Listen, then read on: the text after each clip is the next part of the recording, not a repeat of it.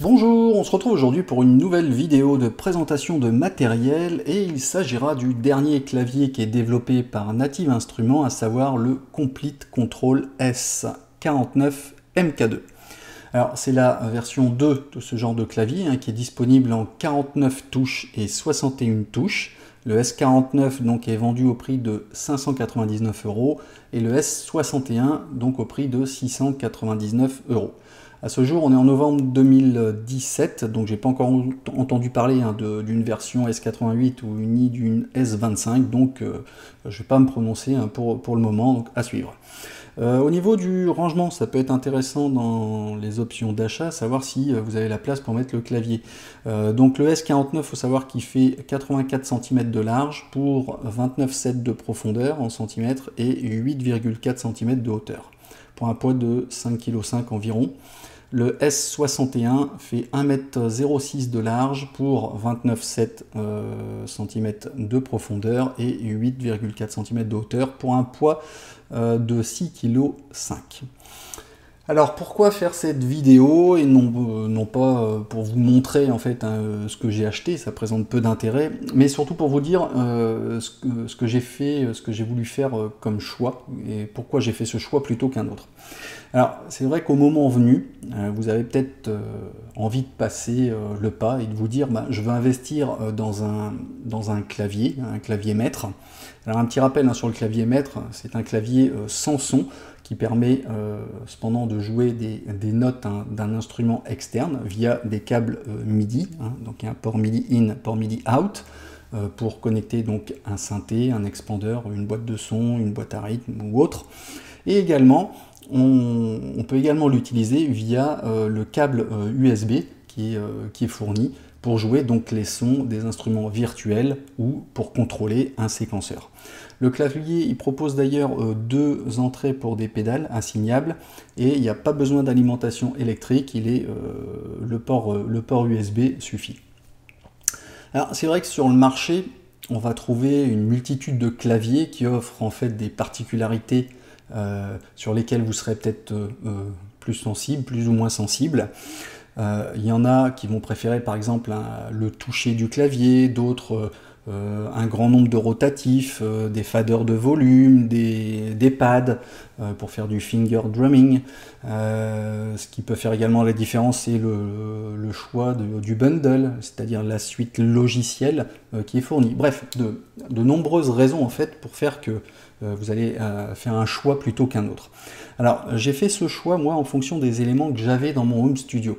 Je m'explique, j'ai déjà moi un machine MK2 des Native Instruments, donc pas besoin d'un clavier équipé avec des pads, puisque moi machine MK2 il fait très bien le job, il est fait pour ça, la Groove Machine est optimisée pour ça, donc j'ai pas d'utilité à avoir absolument des pads sur mon clavier.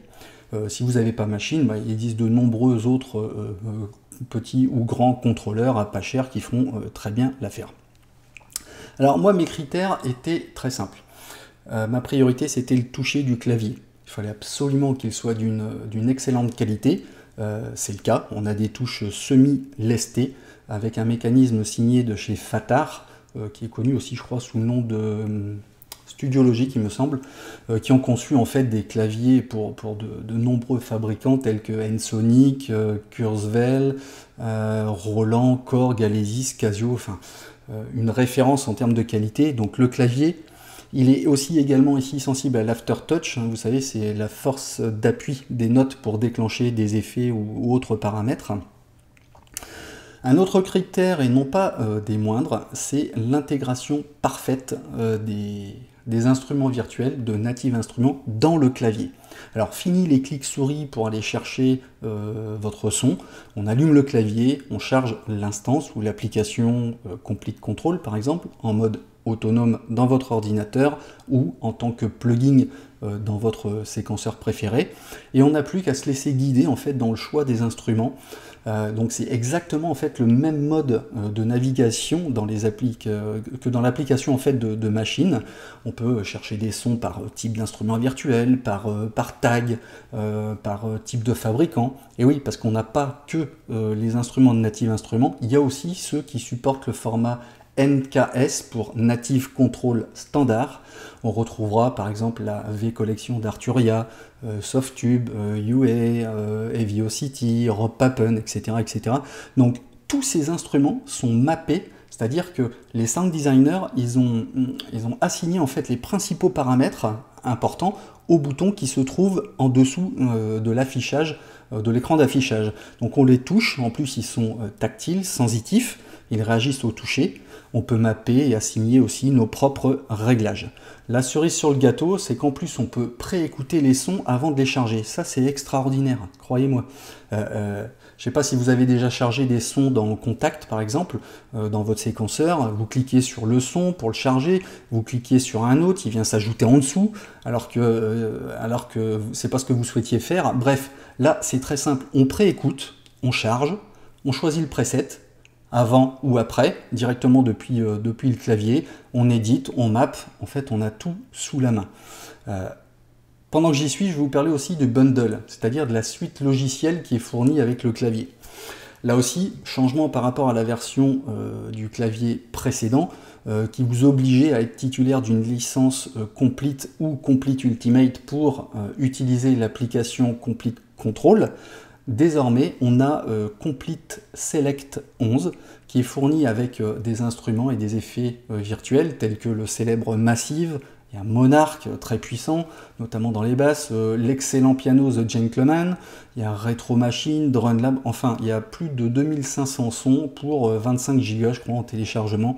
Et bien évidemment, on a le logiciel Complete Control qui va centraliser tout, mais vraiment tous vos instruments compatibles NKS au sein de votre clavier. Alors il sera possible aussi de mettre à niveau Complete Select vers Complete ou Complete Ultimate, hein, si vous souhaitez avoir la totale des instruments de chez Native. On a un autre critère aussi qui était à mon sens indispensable, c'était le contrôle visuel. Vous avez ici un double écran d'affichage couleur en haute résolution qui vous permettra en fait de visualiser votre navigation en grand format pour éditer vos samples, vos paramètres, pour afficher toutes les pistes du mixeur, tout ça sans être scotché en fait à l'écran de votre ordinateur ni à la souris. Et ça c'est un réel confort, je vous le garantis ça, hein. Je l'ai pratiqué pendant quelques semaines, c'est excellent. On a même un encodeur avec un poussoir multidirectionnel pour se promener dans les patchs, les instruments, on appuie dessus pour le charger, il y a même des LED autour des 4 axes pour se repérer, notamment si vous êtes dans le noir ou si vous jouez en live. On peut faire défiler les presets ici à gauche de l'écran pour aller en haut, en bas, à droite, à gauche, enfin... On a une section même qui est dédiée au contrôle de machine, l'application ou la Groovebox, hein, si vous l'avez. D'ailleurs, il y a la nouvelle MK3 qui vient de sortir, mais bon, enfin, c'est pas le sujet du jour. Hein, donc, on va pouvoir contrôler ici le lancement des scènes, des patterns, des pistes, du mode de jeu de machine via le clavier. Ça, c'est excellent. Autre critère aussi, le mappage avancé pour contrôler votre séquenceur. Ableton Live par exemple, pour ne pas le citer, Logic Pro 10, GarageBand, et pour la fin d'année, c'est prévu Cubase et Nuendo, il me semble. Donc on va retrouver les classiques touches Play, Stop, Record, Loop pour activer ou désactiver le mode boucle, le Tap Tempo même, pour régler la vitesse du tempo au rythme de votre doigt. On a aussi le métronome, pour l'activer ou le désactiver. Il y a même une fonction Undo, Redo, pour annuler ou remettre en place en fait la dernière action effectuée. Alors, encore une fois, on ne touche pas à la souris de l'ordinateur. On va retrouver en bas à gauche du clavier deux molettes une pour le pitch, hein, qui va servir à faire varier la hauteur des notes, et une autre pour la modulation, pour faire varier les paramètres de l'instrument. Et aussi, on a un touch strip, c'est-à-dire c'est comme une molette qui est sensitive, hein, sensible au doigt, pour contrôler un paramètre sur une certaine amplitude, sauf que là, elle va vous permettre d'aller d'une valeur à une autre, comme un switch, hein, mais sans que ce soit progressif. Par exemple, on a une valeur qui va de 0 à 127, et ben, à gauche, on va appuyer avec le doigt, ça va faire 0, et à droite, on va passer directement à la valeur 127 sans passer par les valeurs intermédiaires. Ça donne des effets super créatifs, c'est vraiment très confortable à l'utilisation. On a également 3 boutons au-dessus des molettes, qui vont servir à faire basculer dans les octaves positives ou négatives, et un bouton pour fixer les vélocités. La vélocité, c'est la force avec laquelle vous appuyez sur les touches. Ça pourrait être très pratique si vous jouez avec des éléments rythmiques et percussifs qui pourront être joués au même niveau avec la même intensité. Et là, tout en haut, on a 2 petits boutons, Scale et Harp, avec des petits LED ici que vous retrouverez en haut de vos touches de clavier, qu'on appelle des Light Guide, hein, des guides de couleurs. Et ça, c'est ce qui a fait que j'ai choisi ce clavier et pas un autre. Le Light Guide sera très intéressant pour vous, déjà pour une première chose si vous faites du live, car vous pouvez diviser votre clavier en plusieurs zones et y affecter en fait les sons que vous souhaitez, et ils seront en fait délimités par des couleurs par instrument, donc facilement identifiables. Aussi, que vous ayez des notions de solfège ou des connaissances ou aucune connaissance, si je puis dire, dans les notes de musique, on a à disposition en fait des fonctions qui vont vous permettre de rester dans la bonne tonalité en choisissant par exemple des gammes. Vous choisissez une gamme c'est un ensemble de notes, hein, et vous verrez les LED qui s'allumeront en haut des touches du clavier, les Light Guide, le guide des lumières, pour vous indiquer quelle note vous pouvez jouer. Et ça, effectivement, si vous êtes débutant, c'est génial, quoi. Dans votre apprentissage, c'est génial.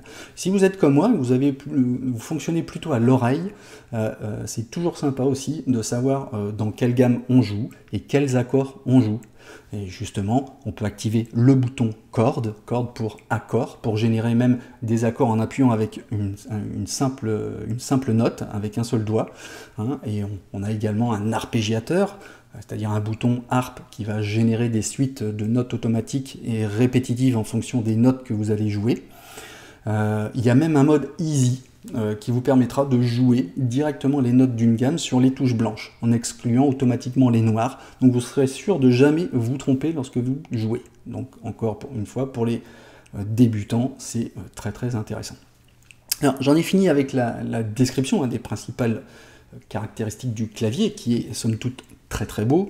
Concernant les finitions, on sent que c'est du costaud, hein, les touches sont super agréables au toucher, c'était un critère très important pour moi, je regrette vraiment pas mon achat. En plus, comme j'ai Complete Ultimate 10 et la V-Collection d'Arturia, là c'est du pur bonheur pour manipuler, pour éditer en fait mes sons, et ce très très rapidement. C'est vrai que la structure, par exemple de Complete Ultimate est tellement imposante que bien souvent vous passez à côté de plein de sons, mais là ce mode de navigation est tellement intuitif dans la recherche, on trouve plein de sources d'inspiration très rapidement, on édite rapidement, on mappe rapidement, on sauvegarde rapidement, on gagne vraiment beaucoup de temps au profit de la création plutôt que de la recherche de sons. Donc voilà, ce qui explique que j'ai acheté ce clavier et pas un autre. Bon, ainsi, j'espère que ça vous donnera une petite idée de ce que vous pouvez faire avec ce clavier. Si vous étiez dans l'indécision, peut-être que cette vidéo vous aidera à franchir le pas pour l'acheter ou vous orienter vers un autre modèle. Voilà, j'espère que cette vidéo vous aura plu. N'hésitez pas à me faire part de vos commentaires. Posez-moi vos questions dans la description de la vidéo. Si vous souhaitez des exemples concrets de manipulation, faites-le moi savoir. Je ferai d'autres vidéos sur le sujet. Sur ce, je vous donne rendez-vous pour de nouvelles aventures et je vous dis à bientôt pour de nouveaux tutos. Allez, ciao ciao!